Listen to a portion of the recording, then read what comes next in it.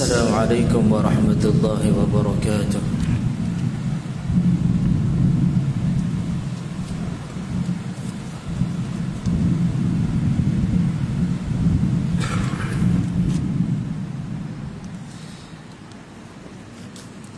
Bismillahirrahmanirrahim. Alhamdulillahi rabbil alamin. Nahmaduhu wa nasta'inuhu wa nastahdihi wa nastaghfiruh. Wa na'udzu billahi min shururi anfusina wa min sayyiati a'malina.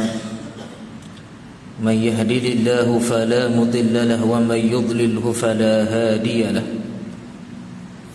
أشهد أن لا إله إلا الله وحده لا شريك له وأشهد أن سيدنا محمدا عبده ورسوله اللهم صل وسلم وبارك على سيدنا محمد وعلى آله وصحبه أجمعين قال رب اشرح لي صدري ويسر لي أمري واحلل عقدة من لساني يفقه قولي سبحانك لا علم لنا إلا ما علمتنا إنك أنت العليم الحكيم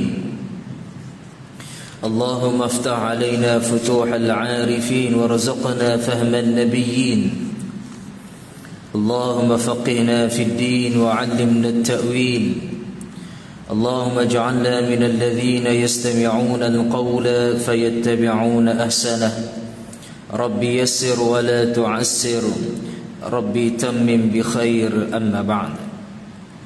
Muslimin, muslimat, hadirin hadirat yang dirahmati Allah, alhamdulillah. Yang pertamanya kita memanjatkan setinggi-tinggi kesyukuran kita kepada Allah Subhanahu wa taala di atas anugerah yang Allah Subhanahu wa taala berikan kepada kita pada malam ini. Di antara anugerah yang Allah Subhanahu wa taala kurniakan kepada kita, yaitu diberikan keizinan, diberikan kelapangan untuk kita sama-sama dapat hadir ke rumah Allah Subhanahu wa taala pada malam ini, untuk kita sama-sama melaksanakan salat fardu maghrib. Seterusnya kita duduk di dalam halaqah ilmu. Mudah-mudahan dengan kehadiran kita pada malam ini di rumahnya, Allah Subhanahu wa taala meletakkan amalan kebaikan, ibadah yang kita lakukan di dalam suratan amal yang akan diperlihatkan kepada kita di hari akhirat kelak. Para hadirin muslimin muslimat dirahmati Allah, alhamdulillah, di kesempatan pada malam ini kita akan melihat ataupun kita akan menyentuh perbincangan kita, yaitu berkaitan tentang hamba-hamba Allah Subhanahu wa taala yang dikasihi oleh Allah. Para hadirin muslimin muslimat dirahmati Allah Subhanahu wa taala, apabila kita sebut dengan hamba Allah, perkataan hamba itu menunjukkan ataupun memberikan maksud dan makna seorang hamba yang memiliki tuan ataupun yang mempunyai tuan. Apabila dia seorang hamba, maka dia ditugaskan ataupun dia diperintahkan oleh tuannya melakukan apa saja perintah dan suruhan, dan dia perlu melaksanakan apa saja yang diperintahkan ke atasnya. Ini yang disebut dengan hamba. Dan sudah tentu kalau kita merujuk kepada zaman ataupun zaman baginda Nabi sallallahu alaihi wasallam, zaman yang adanya sistem hamba, ya, zaman yang adanya sistem hamba. Pada ketika itu di zaman Nabi sallallahu alaihi wasallam adanya sistem hamba, ya, dan sekarang ini sistem hamba itu tidak diguna pakai, ya. nak ceritanya kepada kita tuan-tuan dirahmati Allah Subhanahu wa taala, apabila majikan itu mempunyai hamba, maka dia akan menyuruh hamba itu membuat apa saja. Ya, dia akan menyuruh apa saja untuk dilakukan oleh hamba. Dan kalimah abdun ini, ataupun kita sebut dengan kalimah di dalam bahasa Arabnya abdun, hamba. Abdullah, hamba Allah Subhanahu wa taala. Dan kalimah Abdullah itu sendiri ada di kalangan kita yang menggunakan nama Abdullah. Ya, ada di kalangan kita yang menggunakan kalimah Abdullah yang memberikan maksud hamba Allah. Dan bapa baginda Nabi sallallahu alaihi wasallam sendiri, ya, yang bernama Abdullah, ya, Muhammad bin Abdullah, ya, bapa kepada baginda Nabi sallallahu alaihi wasallam.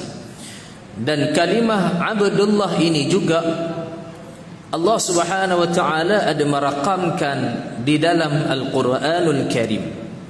Di antaranya Allah Subhanahu wa taala menyebut, qala inni abdullah atani al-kitab waj'alani nabiyya.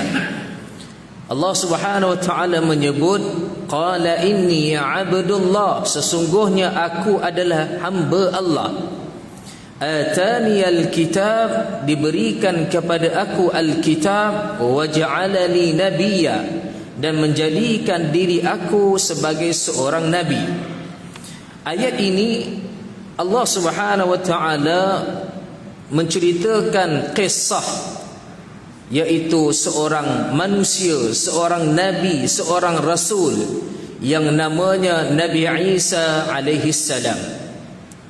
Kisah yang masyhur berkaitan tentang Nabi Isa alaihi salam ini, yang mana ibu beliau yang namanya Sayyidatina Maryam, ibu kepada Nabi Isa alaihi salam, Sayyidatina Maryam, yang mana dia melahirkan seorang anak yang bernama Isa alaihi salam. Dan apa yang memberikan kehairanan kepada masyarakat ataupun kepada umat di zaman Nabi Isa alaihi salam itu, yang mana Sayyidatina Maryam tidak memiliki suami, tetapi dengan kekuasaan Allah Subhanahu wa taala dia melahirkan Nabi Isa alaihi salam. Maka apabila lahirnya Nabi Isa alaihi salam, maka mereka telah memberikan tuduhan, mereka telah memberikan makian, cacian, memberikan fitnah kepada Sayyidatina Maryam, menyebarkan fitnah yang mana Sayyidatina Maryam ini melahirkan anak hasil daripada perbuatan yang keji. Mereka memberikan tuduhan, memberikan fitnah, melemparkan fitnah, memberikan kata-kata makian, yang mana Sayyidatina Maryam ini telah melakukan perbuatan yang keji kerana melahirkan seorang bayi tanpa dia memiliki suami. Maka Allah Subhanahu wa taala menurunkan ayat ini. Allah Subhanahu wa taala mengatakan apabila lahirnya sahaja Nabi Isa alaihi salam, maka mereka bertanya kepada Sayyidatina Maryam. Maka Sayyidatina Maryam pada ketika itu mengatakan, inni nazartu lirrahmani sawma, sesungguhnya aku bernazar yang mana aku akan berpuasa daripada berkata-kata. Inni nazartu lirrahmani sawma falan ukallima al-yawma insiya, yang mana pada hari ini aku tidak akan berkata-kata dengan manusia. Maka apabila didesak kepada Sayyidatina Maryam, maka Sayyidatina Maryam telah memberikan satu isyarat, fa asyarat ilaih, Maka Sayyidatina Maryam menunjuk ke arah anaknya yang masih kecil. Fa asyarat ilaih. Qalu kaifa nukallimu man kana fil mahdi sabiyya. Maka apabila diisyaratkan kepada Nabi Isa yang pada ketika itu masih kecil, yang tidak mampu berbicara, maka mereka mengatakan, bagaimana kami boleh berbicara dengan seorang budak yang masih kecil yang dalam buayan. Maka dengan kekuasaan Allah Subhanahu wa taala, Allah menyatakan qala inni abdullah. Inilah kalimah Abdullah yang kita nak bincangkan, yang kita nak bicarakan pada malam ini. Allah Subhanahu wa taala sebut qala inni abdullah, sesungguhnya aku adalah hamba Allah. Nabi Isa berkata-kata, walaupun secara fitrahnya ataupun secara logiknya seorang kanak-kanak yang masih kecil yang sepatutnya tidak boleh berkata-kata, tetapi Allah Subhanahu wa taala yang maha berkuasa, Allah mengizinkan Nabi Isa alaihi salam untuk berkata-kata dan memberikan jawapan apabila ditanya, didesak kepada ibunya Sayyidatina Maryam. Qala inni abdullah, aku adalah hamba Allah. Ataniyal kitab, diberikan kepada aku Alkitab untuk dilantik menjadi rasul, waja'alani nabiyya, dan dijadikan aku seorang nabi. Maka inilah jawapan yang diberikan kepada mereka apabila mereka membuat tuduhan yang mana ibunya Sayyidatina Maryam telah melakukan perbuatan yang keji. Baik, para hadirin muslimin muslimat dirahmati Allah sekalian, maka kita nak lihat beberapa ciri hamba Allah Subhanahu wa taala yang Allah sebutkan di dalam Al-Quranul Karim. Nak menjadi hamba Allah Subhanahu wa taala yang Allah kasih, yang Allah redha ke atas diri kita.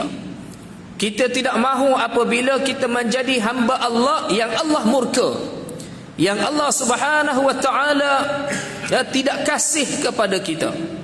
Biarlah kita menjadi hamba Allah Subhanahu wa taala di atas dunia ini, Allah Subhanahu wa taala redha, seperti mana hamba Allah yang mana mereka itu di kalangan minan nabiyyin, daripada para nabi, was-siddiqin, orang-orang yang benar, wasyuhada, mereka yang bergelar sebagai syuhada, was-salihin, orang-orang yang saleh. Mereka ini adalah hamba Allah Subhanahu wa taala yang Allah telah berikan keredaan kepada mereka.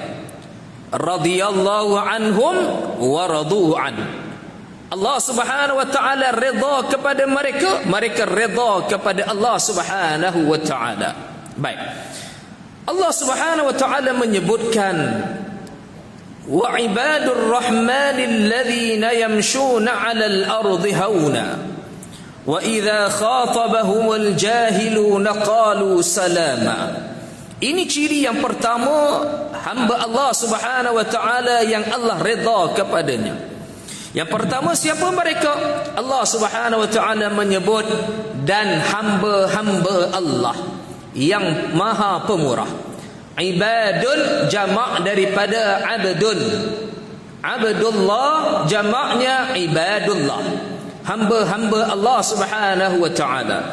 Maka Allah menyebut wa ibadur rahman, adapun hamba-hamba Allah yang maha pemurah, alladzina yamshuna 'alal ardi hauna. Ciri yang pertama tuan-tuan, apabila dia berjalan di atas muka bumi Allah, dia berjalan dalam keadaan dia tunduk, dalam keadaan dia merendahkan dirinya. Ini ciri yang pertama tuan-tuan. Kalau kita nak menjadi hamba Allah Subhanahu wa taala yang Allah kasih, Allah redha kepada kita, maka kita menjadi hamba Allah, manusia yang Allah Subhanahu wa taala ciptakan di kalangan makhluk Allah itu. Allah Subhanahu wa taala muliakan di kalangan makhluk-makhluk yang Allah cipta. Siapa dia? Manusia. Dan di kalangan manusia itu tuan-tuan dirahmati Allah Subhanahu wa taala, ada dua golongan. Yang pertamanya golongan mukmin yang beriman kepada Allah Subhanahu wa taala. Yang kedua, golongan yang kufur kepada Allah, yang tidak beriman kepada Allah Subhanahu wa taala. Maka ayat ini Allah Subhanahu wa taala tujukan kepada orang mukmin, hamba Allah Subhanahu wa taala yang beriman kepada Allah. Allah Subhanahu wa taala menyebut yamshuna 'alal ardi hauna. Mereka berjalan di atas muka bumi Allah Subhanahu wa taala dalam keadaan mereka merendahkan diri mereka.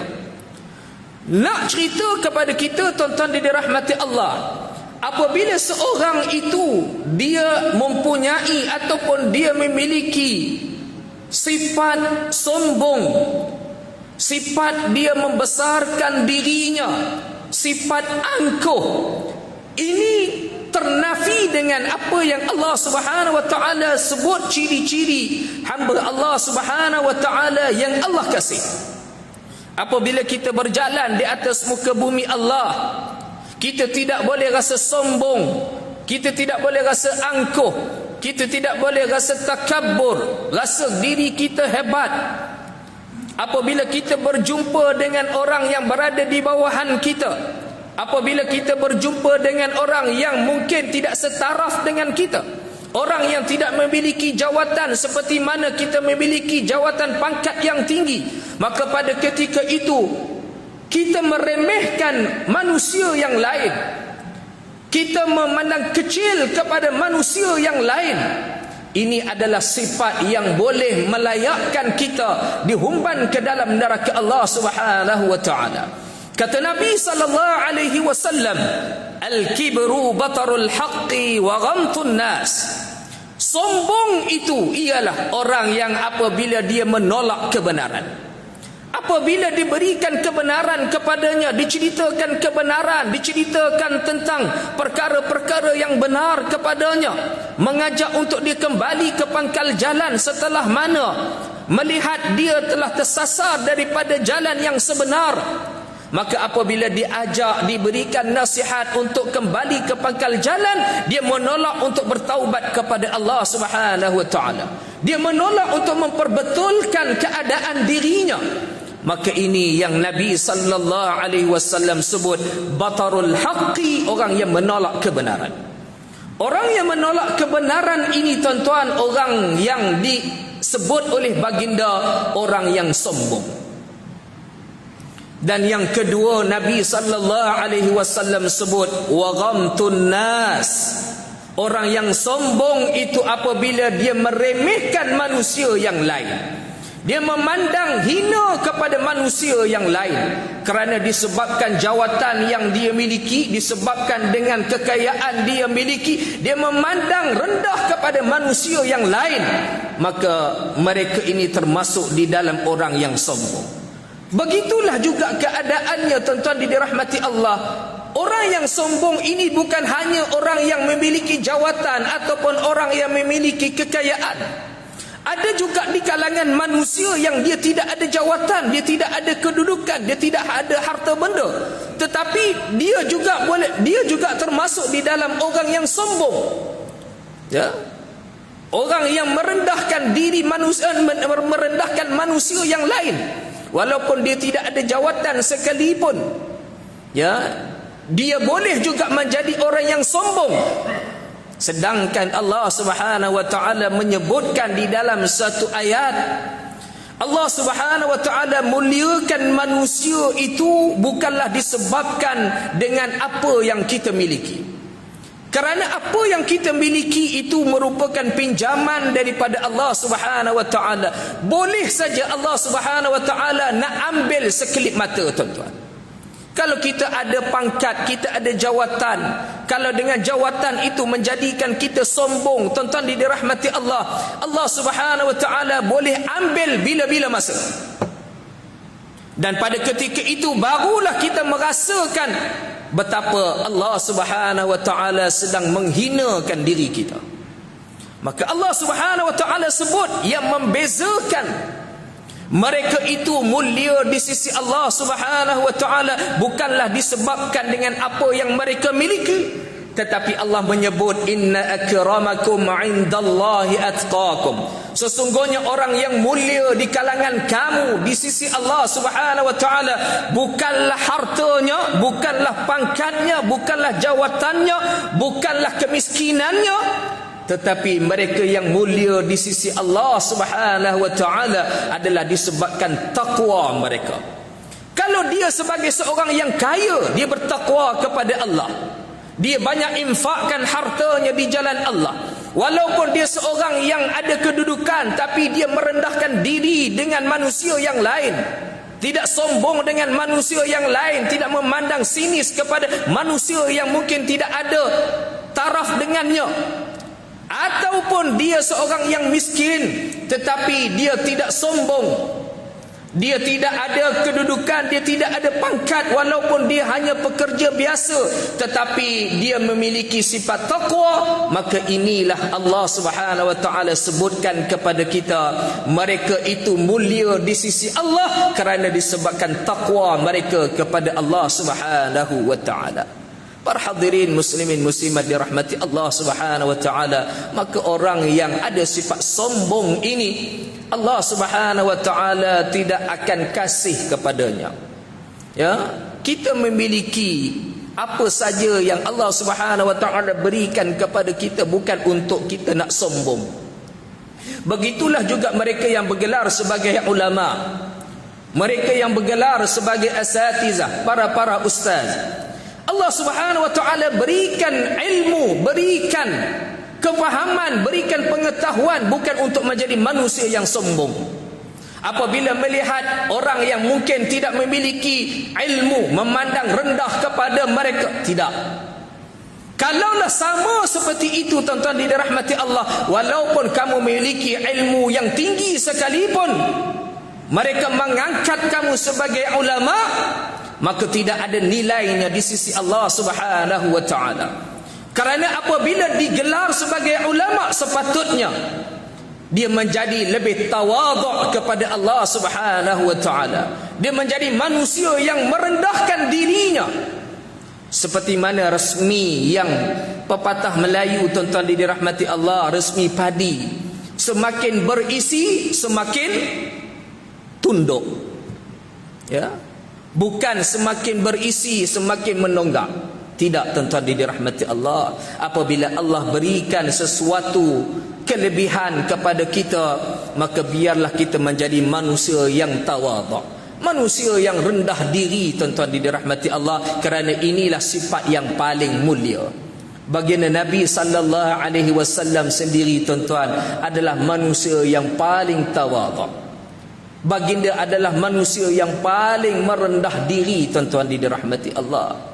Nabi sallallahu alaihi wasallam tidak sedikit pun sombong.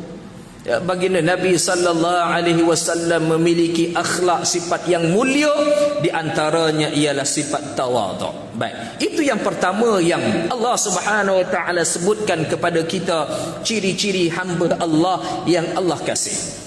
Yang kedua tuan-tuan dirahmati Allah, wa idza khatabahumul jahiluna qalu salama.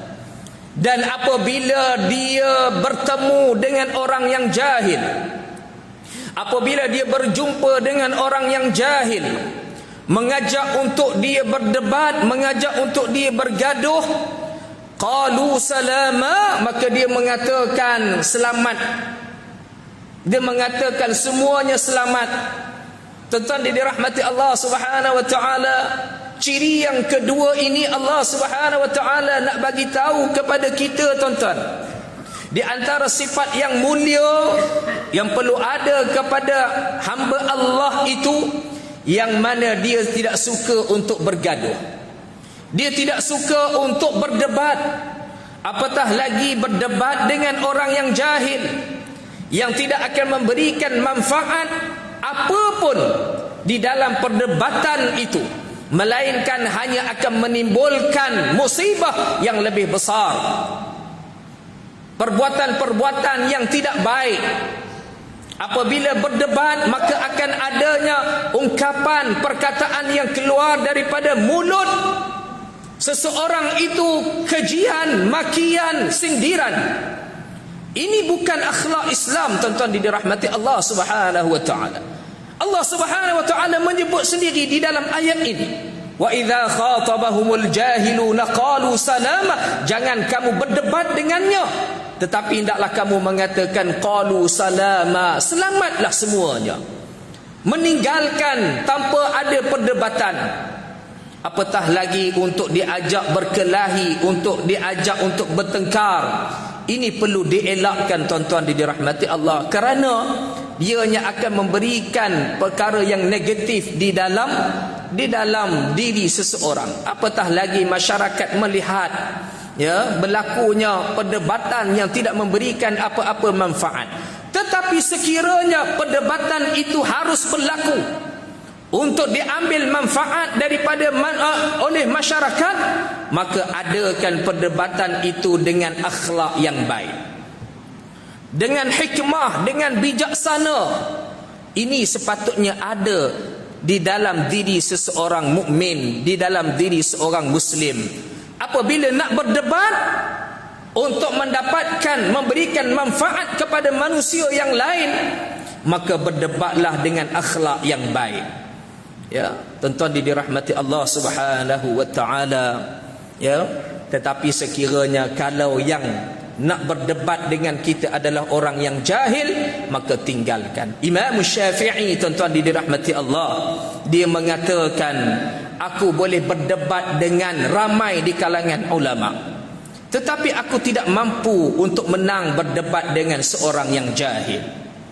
Ini kata Imam Syafi'i, tuan-tuan dirahmati Allah Subhanahu wa taala. Kerana orang yang jahil, dia tidak akan memberikan apa-apa manfaat dalam perdebatan. Baik, yang kedua kata Allah Subhanahu wa taala, hamba Allah yang Allah redha, yang Allah kasih, iaitu meninggalkan perdebatan, meninggalkan pertengkaran, meninggalkan pergaduhan.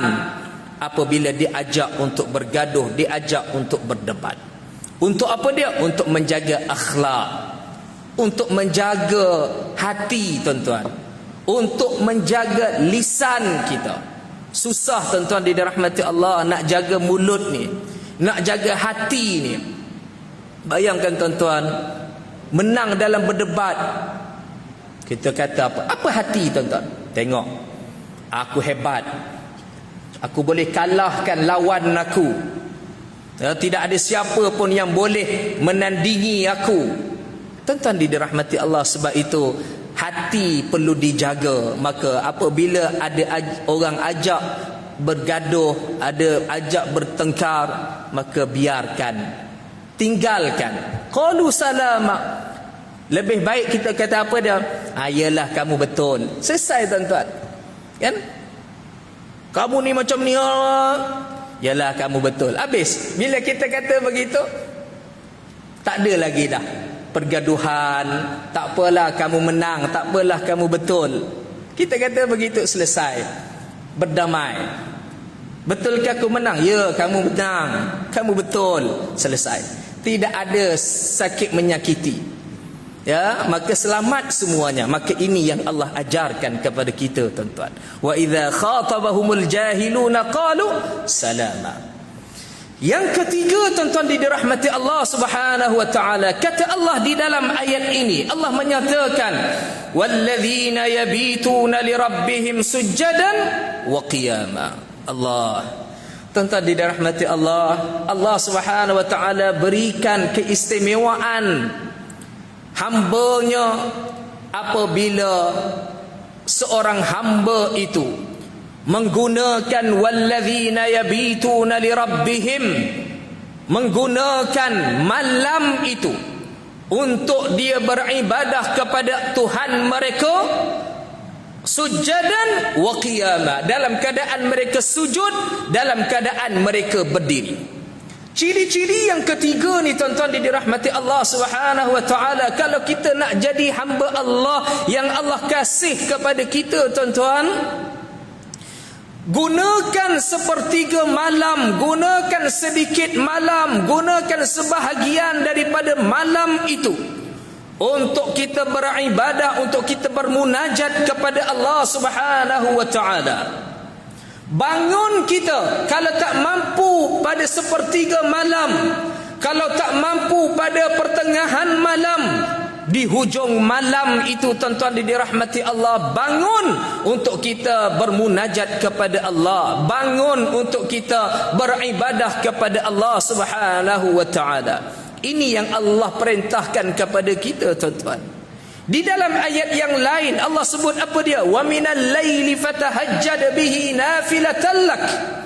Dan daripada sebahagian malam itu bertahajudlah kamu, bangunlah kamu bermunajat kepada Allah nafilah, sebagai apa dia? Ibadah sunat ataupun ibadah tambahan tuan-tuan. Allah Subhanahu wa taala jadikan malam, wa ja'alna al-laila libasa, kami jadikan malam itu sebagai pakaian. Pakaian apa maksud di sini tuan-tuan? Untuk kita beristirahat, untuk kita berehat. Sebab itu malam ni tuan-tuan untuk kita berehat. Malam kita datang ke masjid, kita ibadah, kemudian kita mendengar majlis ilmu, kemudian spend masa untuk isteri dan anak kita, kemudian kita tidur. Baca sedikit zikir, baca sedikit Al-Quran, kemudian kita tidur. Dan kita tidur, kita akan bangun semula pada sepertiga malam ataupun di penghujung malam itu untuk kita beribadah kepada Allah Subhanahu wa taala. Allah dah susun kehidupan manusia ni tuan-tuan. Bermula daripada kita bangun pagi, ada ibadah-ibadah yang Allah Subhanahu wa taala telah susun program untuk seorang mukmin. Sehinggalah waktu malamnya, ya, Allah Subhanahu wa taala telah programkan untuk kehidupan orang mukmin. Maka bangun sepertiga malam untuk kita beribadah kepada Allah Subhanahu wa taala. Dan ini yang dilakukan oleh baginda Nabi sallallahu alaihi wasallam. Baginda akan sentiasa bangun pada waktu malam untuk beribadah kepada Allah Subhanahu wa taala. Hadis yang masyhur yang kita selalu dengar tuan-tuan. Baginda bangun pada sepertiga malam sehingga kan salat baginda itu memberikan kesan bengkaknya kedua kaki baginda Nabi sallallahu alaihi wasallam. Nak menunjukkan kepada kita tuan-tuan, lamanya baginda berdiri dalam salatnya. Ya, maka hamba Allah yang Allah kasih, iaitu ciri yang perlu ada dalam kehidupan kita tuan-tuan, yang mana kita bangun pada waktu malam bermunajat kepada Allah, beribadah kepada Allah. Apatah lagi tuan-tuan kalau usia kita telah meniti usia senja tuan-tuan. Apa lagi yang kita nak harapkan, apa lagi yang kita nakkan dalam hidup kita kalau usia kita 50 tahun, 60 tahun. Saya muda lagi tak apa, baru 40 lebih. Ya, tuan-tuan yang dah 60 tu Haji mungkin 60 dah. Lebih dah. Mungkin 70 dah tu Haji. Ya, saya muda lagi 40 lebih, tak apa. Ya, lama lagi mati. Tidak begitu, maksudnya gurau-gurau tuan-tuan.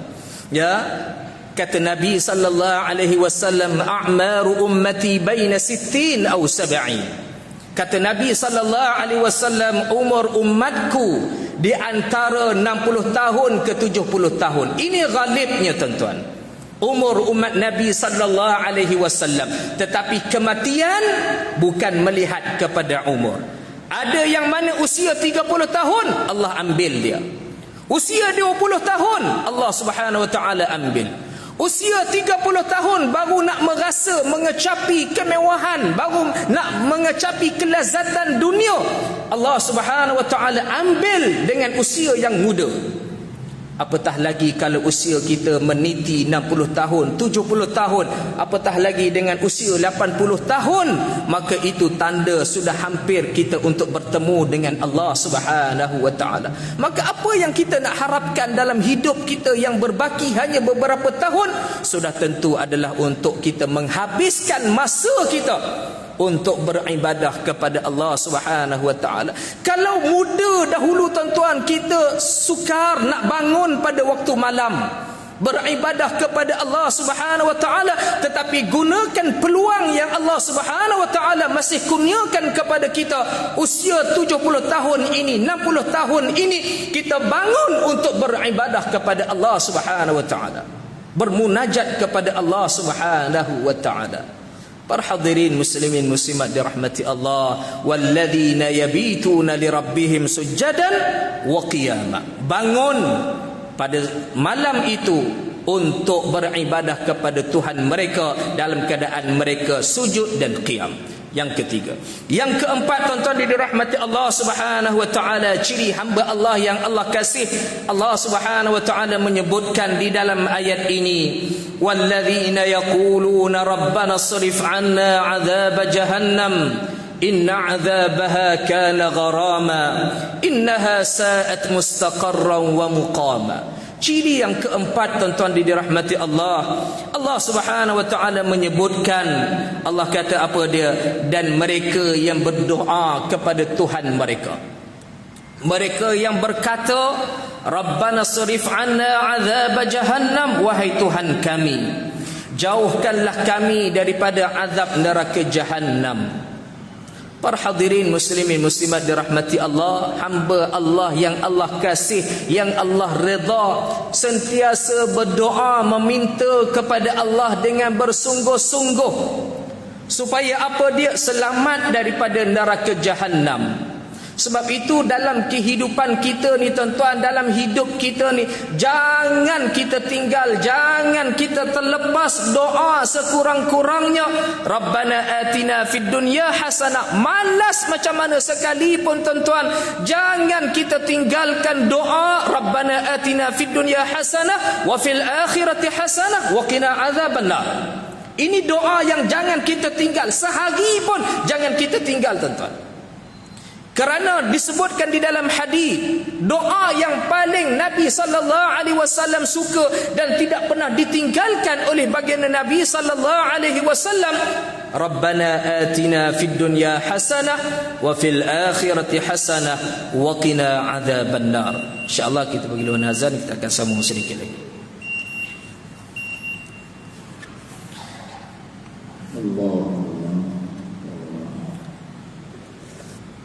Allahu Akbar.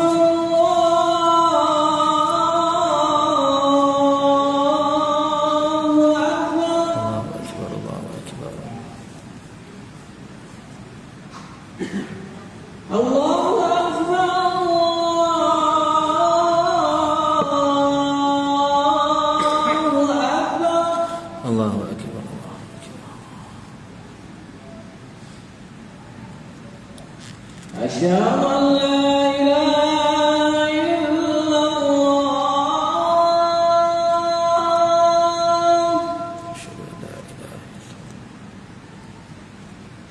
Asyhadu an la ilaha illallah.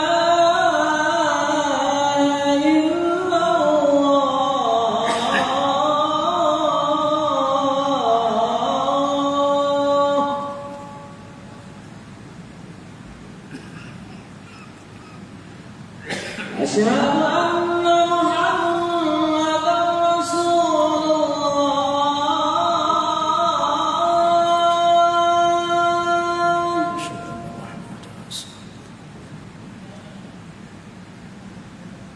Asyhadu anna Muhammadan Rasulullah.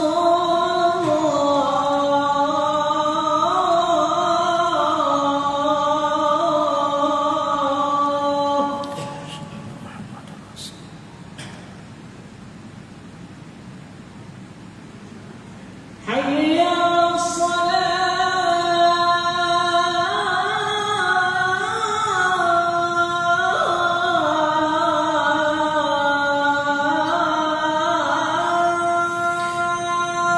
La haula wala quwwata illa billahil aliyyil azim. Hayya 'alas salat.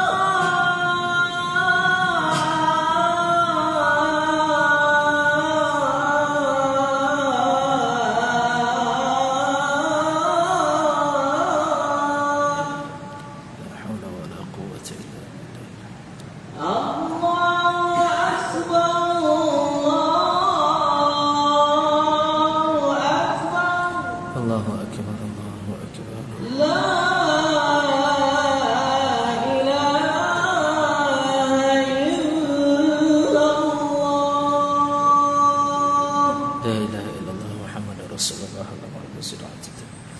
Salatul qa'imah sayyidina Muhammad wa sallallahu alaihi wasallam. Darajatul 'aliyah rafi'ah wa maqam mahmud lilladzi. Para hadirin muslimin muslimat dirahmati Allah, kita sambung sedikit lagi. Baginda Nabi sallallahu alaihi wasallam tidak pernah meninggalkan doa Rabbana atina fid dunya hasanah wa fil akhirati hasanah wa qina adzabannar. Dan kalau kita lihat tuan-tuan dirahmati Allah, doa ni adalah doa yang datangnya daripada Al-Quranul Karim. Allah Subhanahu wa taala sendiri ajarkan doa ini di dalam Al-Quranul Karim. Wahai Tuhan kami, atina fid dunya hasanah, berikan kepada kami kebaikan untuk dunia, dan begitu juga berikan kepada kami kebaikan untuk akhirat kami. Kita minta dengan doa yang ringkas ini tuan-tuan, kebaikan dunia, kebaikan akhirat. Apabila kebaikan dunia dan kebaikan akhirat, kita minta semua yang kita buat dalam hidup kita ini yang merupakan kebaikan. Wa qina azabannar, dan kita tutup doa itu dengan minta apa kepada Allah? Minta lindung daripada azab api neraka Allah Subhanahu wa taala. Ini Nabi ajarkan kepada kita. Sebab itu jangan kita tinggalkan doa yang kita minta supaya Allah selamatkan kita daripada azab api neraka Allah Subhanahu wa taala. Dan selepas salat, zikir yang diajarkan oleh baginda, Allahumma ajirna minan nar. Ya Allah, selamatkan kami daripada azab api neraka Allah Subhanahu wa taala.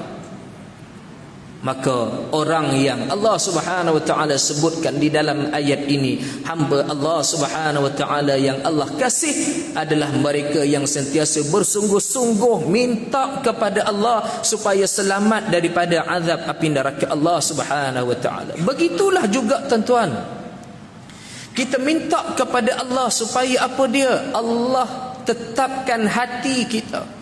Orang yang Allah berikan kebaikan kepada kita, orang yang Allah Subhanahu wa taala selamatkan kita daripada azab api neraka Allah, bermula dengan hati kita tuan-tuan. Perbuatan kita, hati ni dia akan kontrol perbuatan kita. Anggota tubuh badan kita, hati yang akan memain peranan yang penting. Maka Nabi ajarkan kepada kita tuan-tuan, apa dia? Hati ni.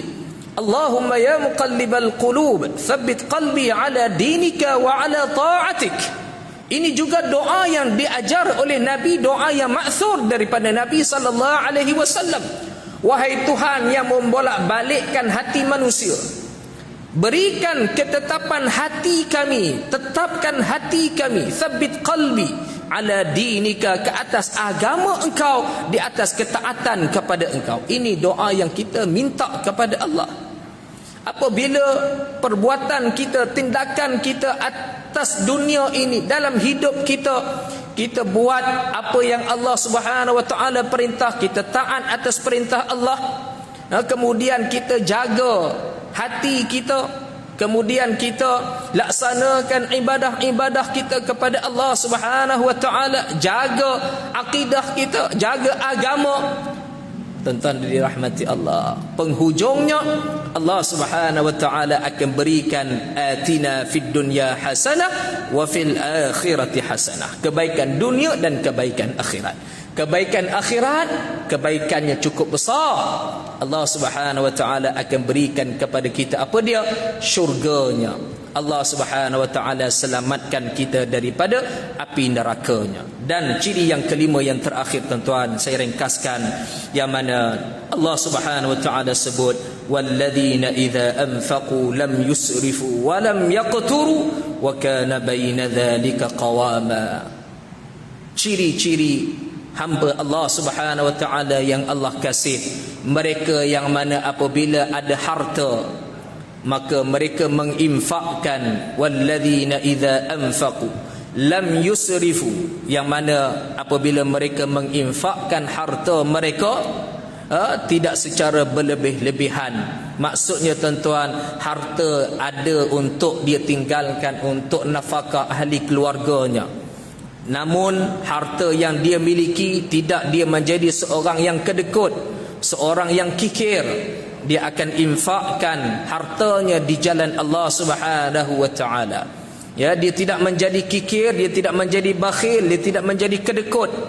ya, dengan harta yang dia ada, dia akan sentiasa menginfakkan hartanya, ya, sentiasa yakin dengan apa yang Allah Subhanahu wa taala janjikan kepadanya, Allah akan tambah, ya, Allah Subhanahu wa taala akan berikan gantian apa yang telah dia infakkan. Maka orang ini adalah ciri-ciri hamba Allah yang Allah kasih. Kemudian Allah menyatakan apabila dia berbelanja, walam yaqturu, yang mana dia tidak boros, dia tidak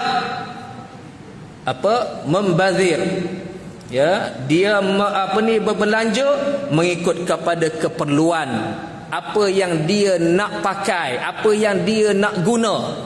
Tetapi sekiranya kalau apa yang dia nak beli itu tidak dia guna, maka dia tidak akan berbelanja, kerana ini ditegah di dalam agama, innal mubadzirina kanu ikhwanas syayatin, sesungguhnya orang yang membazir itu adalah saudara-saudara syaitan, walaupun dia berkemampuan untuk membeli. Contohnya begini tuan-tuan, kita memang ada duit, kita memang ada keupayaan, kita nak beli kereta sampai 10 biji.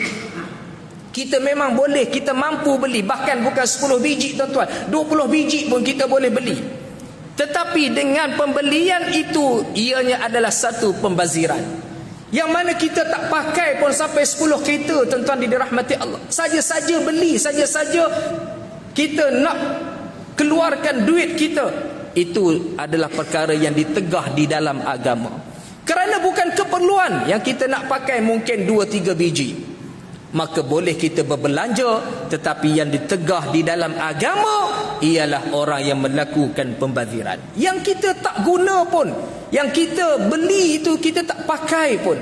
Seperti mana kalau bazar Ramadan kan tuan-tuan, kita beli macam-macam, nasi sampai 7-8 jenis, bawa balik akhirnya tak makan pun, yang kita makan satu bungkus sahaja, ya, walaupun kita mampu beli sampai 7-8 makanan, tetapi kita tak makan pun, kita buang begitu sahaja, maka berlakunya pembaziran. Maka ini yang ditegah di dalam agama. Tuan-tuan dirahmati Allah, sekadar itu sahaja. Mudah-mudahan perkongsian kita pada malam ini memberikan manfaat kepada kita semua, khususnya kepada saya yang berbicara. Mungkin ada banyak kesilapan daripada apa yang saya bicara. Saya memohon keampunan daripada Allah Subhanahu wa taala, dan saya memohon maaf kepada tuan-tuan mengambil masa yang lebih sedikit. Mudah-mudahan ada manfaatnya daripada perkongsian pada malam ini, dan mudah-mudahan Allah Subhanahu wa taala merahmati kita semua.